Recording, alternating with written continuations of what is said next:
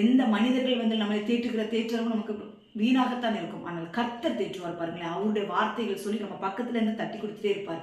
தாவீது சொல்லுகிறார், அவர் என் வலது வருஷத்தில் இருக்கிறபடியால் நான் அசைக்கப்படுவதில்லை என்று சொல்லுகிறார்.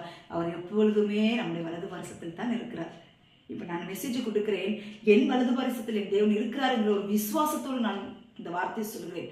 இந்த வார்த்தையை கேட்கிற ஒவ்வொரு பிள்ளைகளுடைய பக்கத்திலையும் ஆவியானவர் இருக்கிறார். ஆண்டவர் இருக்கிறார் உங்க பக்கத்துல.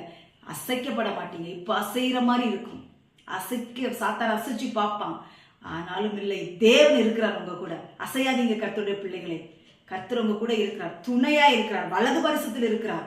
சிங்கங்களின் கெவிகளுக்கு தப்பிவித்த தேவன், அக்கினி ஜுவாலைகளுக்கு தப்பித்த தேவன் இந்த நாட்களில் உங்களோடு கூட பேசுகிறார். நான் இருக்கிறேன், பயப்படாதே. நான் உன்னுடனே கூட இருக்கிறேன், நீ பயப்படாதே. நான் உனக்கு துணையா இருக்கிறேன், நீ பயப்படாதே என்று வேதவசனம் சொல்லுகிறது. கர்த்தர்